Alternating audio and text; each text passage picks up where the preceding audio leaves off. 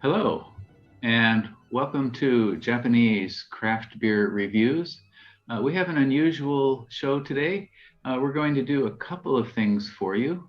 First of all, we're going to look at a beer from Kyoto Brewing, which is a relatively new one and a relatively big one. And we will talk about it. And I'm here with my compatriot, Beering Al. And we're going to, secondly, after we look at the beer, we're going to talk about Kyoto Brewing, give you a little bit of background history and talk about the types of beer that they make and some trends in their brewing process. And then we're going to come back to this beer after we let it warm up and oxidize for a minute.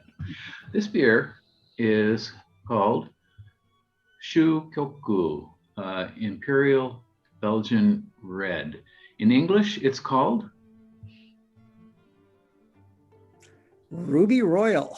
Ruby Royal, an Imperial Belgian Red. And the word Shugyoku is kind of poetic. It means a kind of gem, or it can be used as a poetic adjective to describe something beautiful. Kyoto Brewing often uses very kind of obscure literary references in their names. In fact, I've heard sometimes their Japanese customers are a bit befuddled by the names. So yeah, I've seen that. But the beer is always great, and we're going to look at this one, which is a fairly recent one. Again, Shugyoku, it's 11%, 30 international bittering units, and we both have the same bottle. We're going to look at it at the same time. Okay, what would you like to say, Al, before we get into it? Oh, let's see here. So, well, we can talk a little bit more about the ingredients. I think after we should just go ahead and kind of pour a couple glasses. Okay. My thinking here is I kind of talked Mr. Beering into pouring 2 glasses, and the idea being that because it's 11%, basically, yeah, it's going to open up like a wine.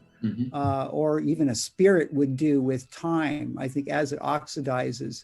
And since it's not a lager, I don't think we're really worried about losing carbonation so much. So in fact, mine's room temperature, a cool room temperature, which is probably about 20 degrees. I don't know what it is, 15 or something. I don't know. Okay. But anyway, so shall we? Shall we? Okay, I have my Kyoto Brewing very opener, good. which I've had trouble with in the past. Paul was laughing at me. He saw one of my videos and you had trouble with that opener. Okay, here we go. Let's get both of them on the picture there. There you go. 3, sorry. 1. Okay, well. Okay, here we go. All righty. Oh, it's foaming, it's foaming, it's foaming. Whoa. Oh, mine isn't. Yeah, because mine's at a warmer temperature. Okay. Well, I was wrong about carbonation. Okay. You want to pause here for a second? No pausing whatsoever. Oh, there we go. Oh, that's beautiful. Okay. Wow. Okay. Yeah, I only got a little bit of stained the carpet slightly there. We can pause anytime, Alan. No, let's not do that. This is live and wild. Okay, so what do we get? What do you see here? Ooh, man. Well, I see sort of a murky brown liquid. Yeah, orangish. If you hold it in the light, it's kind of a nice copperish brown orange. About a half a finger of it's kind of filmy. My head's kind of filmy, actually. Interesting. Yeah. Okay. Okay. We often have ours at different temperatures, I think, and that's we do. I guess so. Yeah. So, man, this beer is it's an American Belgian hybrid Imperial Amber or Imperial Red ale. And what do we get in the nose here? Wow, big nose. I do like that's. I get kind of a Swedish malt, very sweet. Swedish malt. There's definitely some fruit in there. Absolutely. Whether I would recognize them as strawberries or not, I don't know, but yeah, it has strawberry puree added. Area there, yeah, you know, something like raspberry or strawberry, but more like very fragrant. I mean, wow. Yeah, it is. It is extremely. I'm getting some yeast too on top of that. Fruit probably gives it a floral. You know, it's kind of like blossoms, like you can strawberry. You know, plant the blossoms. I get a little bit of yeast buzz in my nose too, as well.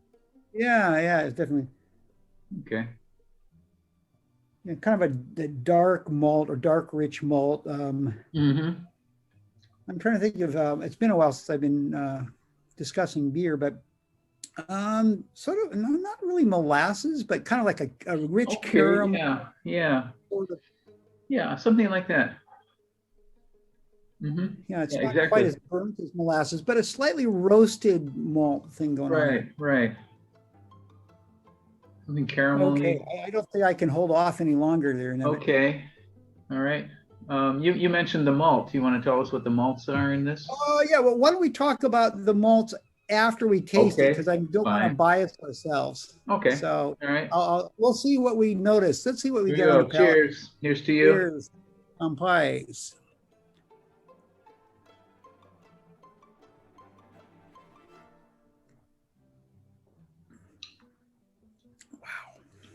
Well, okay. Well, that's wow, really clean finish for something so big.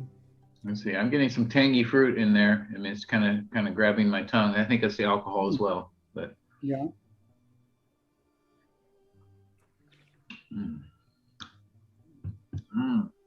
Well. Yeah, that rich kind of roasted caramel, maybe something like butter, a little bit of note of like butterscotch, definitely the fruit and the acidity. Boy, that really comes in on the second half and on the finish. That acidity carries on in a nice, long finish. It does. Wow. Quite warming. Yeah, the sweet malt and then the tartness of the berry. Wow. This young it's very successful. I mean, for something this young, I was thinking we're going to have young, yeah. This was about 2 months ago or so. Right. You know, a young Rochefort. You think about young Rocheforts, those are big malt bombs, right? Okay. And they really are much better aged, kind of almost cloyingly sweet. Well, this doesn't verge on the cloying at all. It's really no. Man, I think I'm kind of blown away. Yeah, it might get a little sweeter as it ages, or it may dry out. Who knows? Yeah, it is not cloying though. You're right. It's tangy fruitiness. Yeah, I wouldn't say citrus or anything, but acidity. A little bit tart. Yeah. Yeah, it's got a little tartness. It's really nicely balanced. The sweetness, it really is kind of an interplay of sweetness, sweet malt, and that kind of the fruit syrup of some sort. Strawberry, wow. Strawberry puree. Do you get it really as strawberry? I think that's the closest. I mean, of course, I've read the notes, so I don't know how much it's priming, but that seems to be the closest. It's not cherry. It's framboise, a little more tart. Yeah. You know, I mean, red raspberries. Yes. It's the closest thing is definitely, I think, strawberry. Oh, this is quite a beer. Quite a beer. So you want to talk about what's in this beer? Yeah. Okay. So now in the mouth, after the finish, my mouth is still coated with it, and I'm continuing to taste both that malt. And that's probably going to be about a minute long finish. It's a long finish. Yeah. There was something I was intrigued when I looked at the some of the ingredients in here.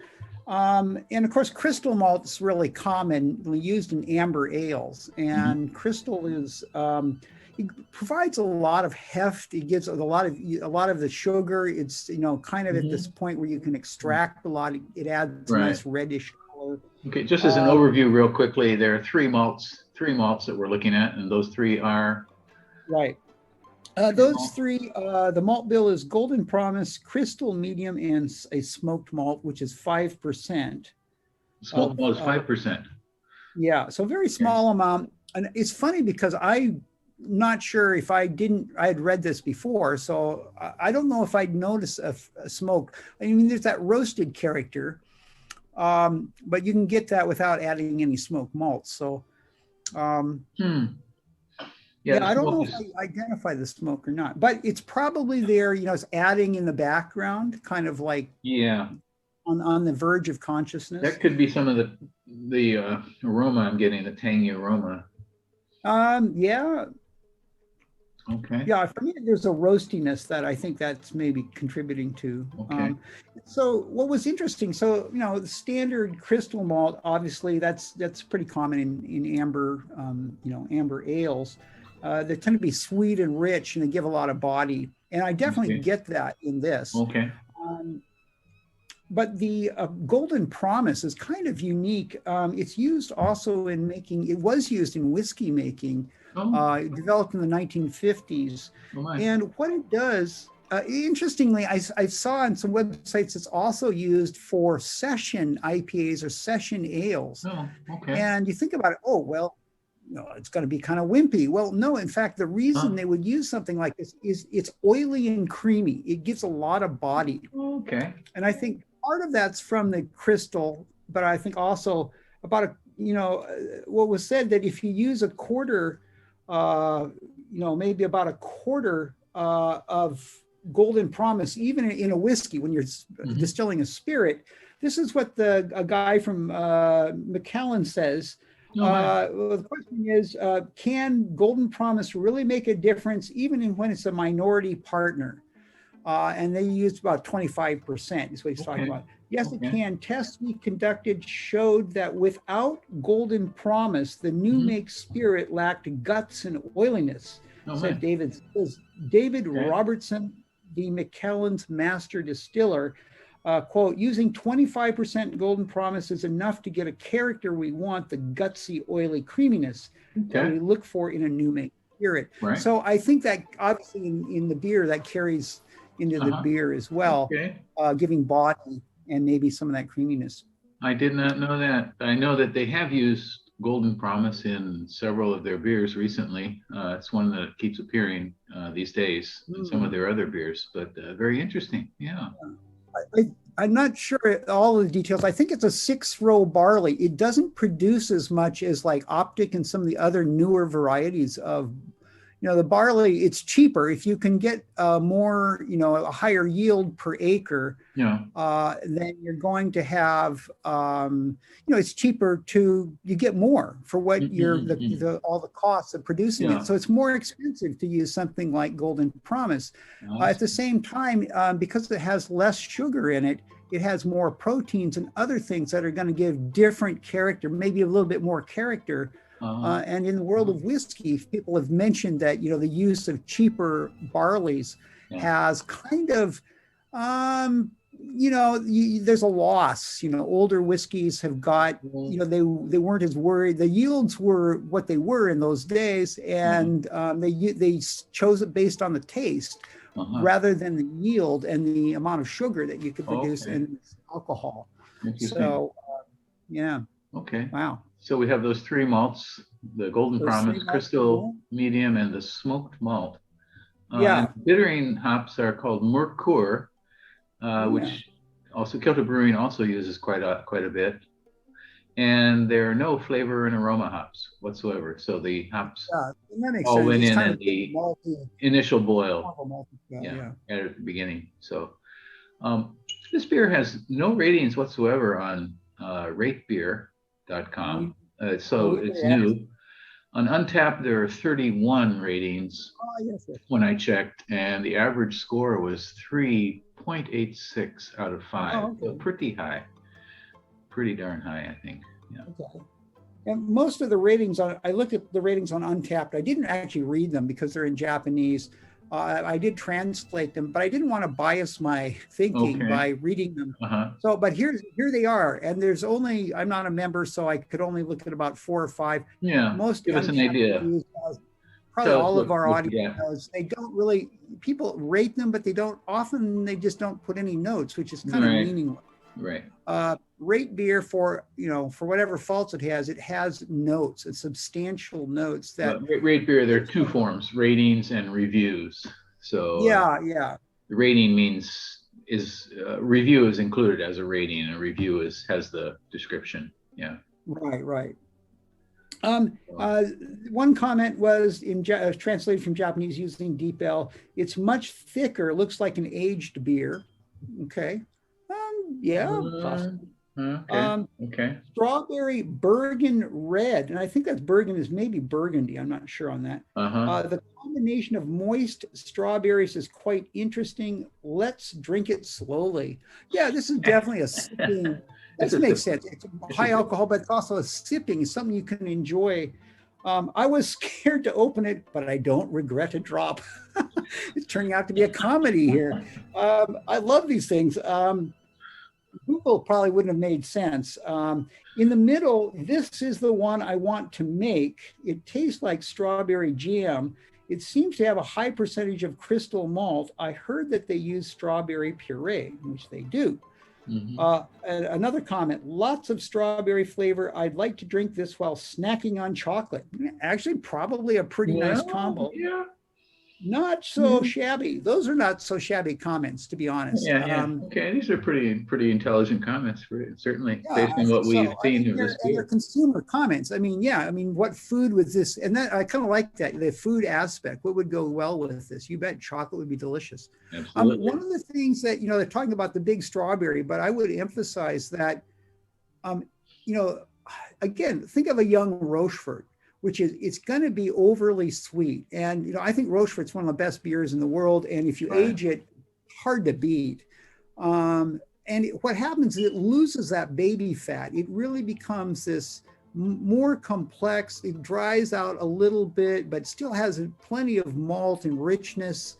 Of course, the candy sugar is in that. And it really evolves beautifully. This is already, because they don't use a lot of extra.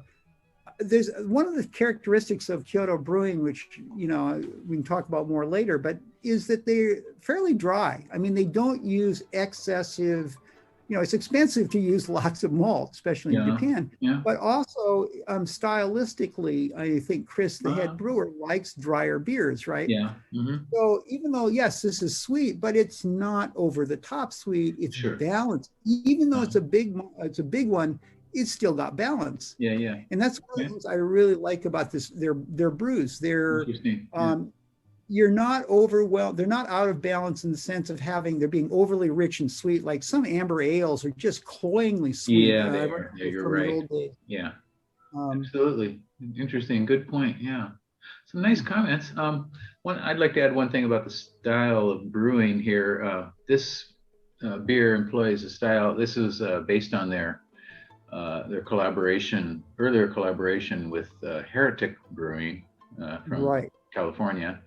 And the Heretic brewer introduced them to a style of brewing called, and I can't pronounce it correctly, I don't think it's Polygyle or Polygyle, Polygyle. And write your comments down below, please. Yes. How do you pronounce that? Polygyle or Polygyle? Tell me if you know, please leave a comment. And the style of brewing, what happens is you take your full grain bill for the entire beer and you divide it in half. And then you steep half of that grain in warm water for the mash and take out the grain and then boil that as the wort, make it wort and put in the rest of the grain. So you're boiling the second half in wort. And I think, as you mentioned earlier, Alan, this would probably extract more out of the grain by doing that. Yeah, more more sugars essentially out of the grain, and so you do get this. Yeah. Apparently, however it works, I'm not sure the exact mechanism, but you do get a richer, right, a richer sweetness that's coming out of it. You're getting more, I think, extracting. Right. And I think it's also taking more time and energy to do this. It's kind of double brew. So instead of a single stage, you're actually going through it twice. Right. So interesting beer. Right. This beer is young, young, delicious, sweet, and you have some which you can sample later on, in a year or so. And since I will replace your bottle as we talked about earlier, So let's wrap this up. Sure. And what would you rate this beer? Comments after this is sat for a little while. We're going to come back to it. We have poured out some extra. So what would you say about this beer in terms of numbers, Alan? Oh, good grief. I'm glad you mentioned numbers. I'm a numbers guy.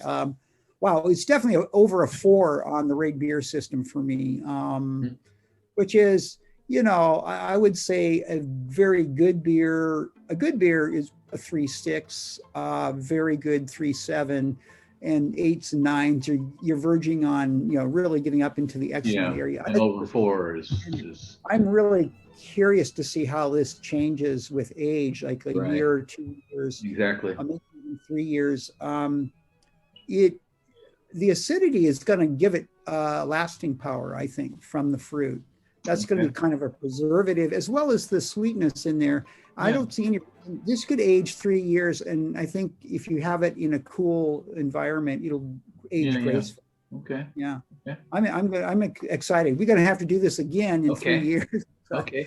So you're saying 4 or possibly over? Yeah, 4.1. I mean about like a 4.1 or something, which is that's way up there. Okay, I have the idea that it's going to improve too with age. Right now, I'd probably give this around 3.8, maybe 3.9. It is absolutely wonderful to drink right now, and I think it'll probably get better in the future for sure. Yeah, I think you're right. It's pretty well melded together for how short of a time it's been in bottle. However, I can see how that's going to, that's just going to keep going together and melding, and it's going to be really interesting. Okay. All right. Wow. Yeah. Well, let's wrap this up. It's been a pleasure to be on your program. I'm sorry? It's a pleasure to be on your program. Well, thank you. Thank you. I'm glad to have you. I'm glad to have such an articulate, knowledgeable guy to share this with me. And I have a long history of boozing. Yes. Yeah, we've known each other for quite a while, actually. I would say 25 years or so, at least. Since the mid-90s, and we were tasting beers. In fact, it's one of the things that we had in common is we like beer, and so I wound up going over to your place, and then we'd taste through. I think at some periods there were like 20 strong beers, empty bottles. Taking notes, and all the time. Notes, and we always took notes, and we were also introduced. We met other, in the last 10, 15 years, we've met other, some people who are just really mind-blowingly knowledgeul. Including the brewer of Kyoto Brewing, right? Yeah, we had, as I think you've mentioned before, we've tried some of his early batches. Homebrew, even, yeah. Really early ones were, he was better. He was fine, and good for him. He made an incredible number of batches. He kept working on it, and did those, as you've talked about before, internships. And now I don't think they've made a bad beer. No. I mean, since they went pro, no, not at all. I was going to ask you. There's certain batches, brewers in Japan, and I think we both agree that Kyoto Brewing is one of the top. There's some what other brewers are there that are on that level? And I would put probably Shugyoku would be the one that most comes to mind. Yeah. That they just, I think I had one mediocre beer from them that was ages and ages ago. Yeah. But almost everything they do is either good, often very good, and some of it's just mind-blowing. Exactly. And I see that's kind of really the kind of slot or the league that KDP is in. Issei Kadoyo, since they've gotten their new person, their new brewer, who else would you recommend? Who else would you suggest? Fujizakura, perhaps. I think some people would include the AJB brewer, although we have mixed feelings about that, I think. Yeah, there are several. I mean, Hopkotan, people are talking about them now. And anyway, we can talk about that more in the next section, okay? Yeah, sure. Let's do that. Let's wrap this up, okay? Thank you very much. And I hope you will subscribe to the channel. And please check out our video, which we are going to put up soon, about the development of Kyoto Brewing and the beers of Kyoto Brewing, one of the top brewing companies in Japan. Thank you very much and take care. Kanpai, everybody. Okay, and now here we are after about half an hour. We've let the beer set. Again, this is the Kyoto Brewing Shugyoku or Ruby Royale, which is an Imperial Belgian Red, 11%, and 30 international bittering units. So the beer has been open for about 30 minutes or so. I see, Al, you've got your Kyoto beer glass there. Very nice. Oh, yeah, I do indeed. Okay, so let's see how it's developed.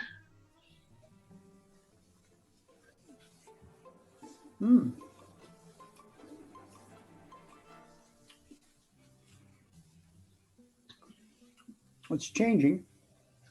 I don't notice a lot of change. What do you get? Well, I think maybe it's well, of course it may be it's one of those tricky things. It's the palate may have also kind of adapted as well. But on the nose, something that I got before and I'm still getting, but I didn't mention, and that is kind of like the roasted barley dust.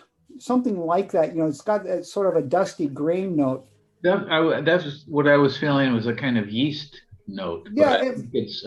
But it's also, and there's yeast there as well. I think that's probably the what you're getting, definitely. Yeah, it's similar. I think you're right. Yeah, the yeast. I mean, yeah, it gives that kind of, I don't know. Sometimes they say a biscuity character, but. It's not Belgian. I don't get Belgian yeast so much out of this, like you would in a say a saison or a Belgian IPA or anything like that. Yeah, no. Something different for sure.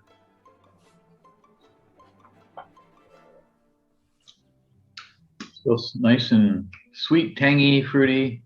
For me, the balance is even better. I think it has kind of come together a little bit just because of the time in the glass and the temperature. It's again, where I'm at, it's not particularly warm. We're not using heater at the moment, but yeah. Yeah, I think that's maybe a little glimpse into the future. About how it's definitely, and I think this is true with wines too, is that if it starts balanced, it's probably going to age much better. If it's really, I found this is true with beers too, that if they're really super sweet, they don't have something to balance it out. They don't have enough hops to balance it out. It just gets syrupy. It just gets worse. It just gets worse, actually. So when they said like a lot of American Imperial Stouts don't age, I think that's the reason. They were really out of balance. You really have to have a lot of hop or something to counteract. The better thing to do is to do what Shiga Kogen did, and that is to use a lighter body like they did on their Takashi series.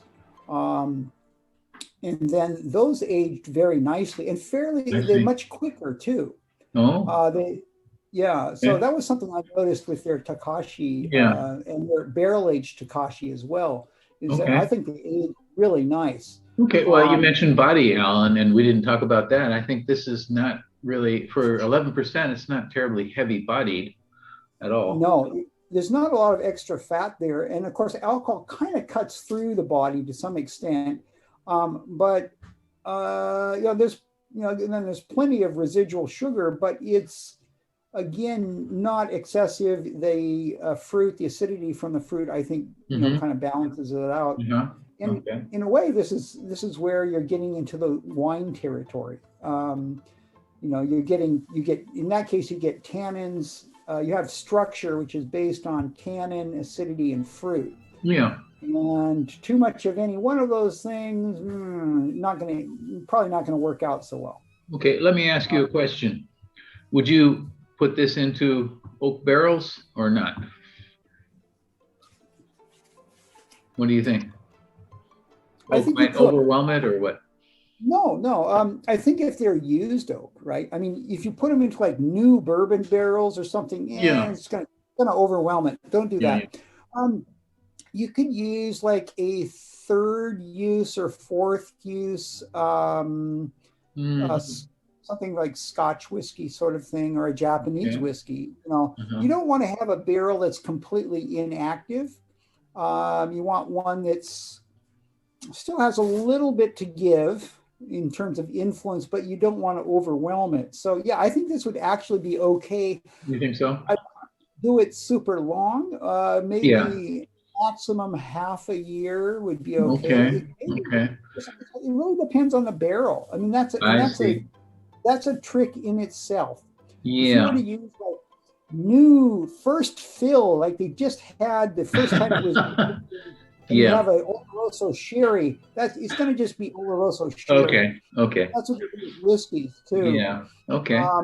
And I mean, it's delicious, but some people complain that you lose the distillery character when you do that. And in the case of beer, of course, you're going to lose the character of the ingredients you put into it, except for. I just wondered if they would. I mean, they have barreled some of their high alcohol beers, and I wonder if they are thinking about. This would be a really good question to ask the head brewer, I think. In fact, I think we ought to contact him and ask him, see what he says about it. Okay. I think it could go very nicely. Let me ask you, can I? Yes, go ahead. Yeah, how long do you keep it in the barrel, and what kind of barrel? And like I'm saying, you don't want a barrel that's too active, but you don't want one that's just way past its prime. It's doing nothing either. So I see. Okay, let me ask you one more question, and that is this: you have a few more bottles of this. When will you open the next one? When would you think would be good to open the next bottle? How long would you age it? Well, if I had a dozen, I would probably open one every half a year.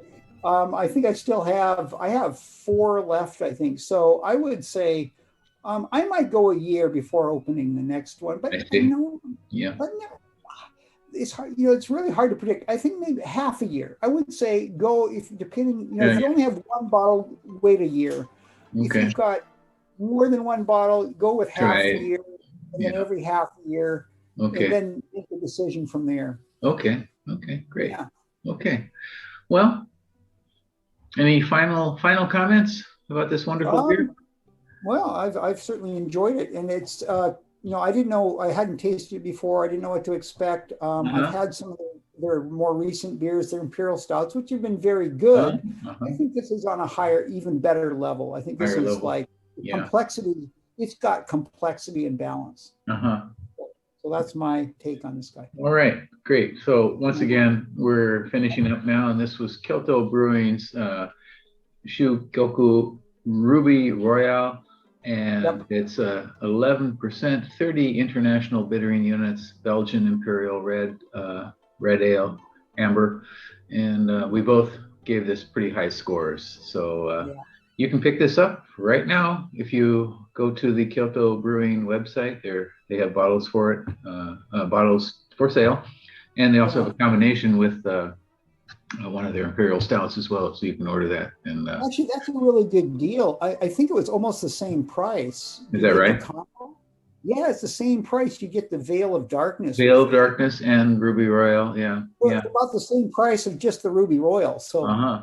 Good. So, yeah, go check them out. You won't find anything bad from Kyoto Brewing. And again, this is Japanese Craft Beer Reviews with Beering Al, and we'd like to thank you very much for tuning in. And see you next time. Please subscribe to the channel and leave us a comment, okay? Okay. Take care. Kampai, everybody.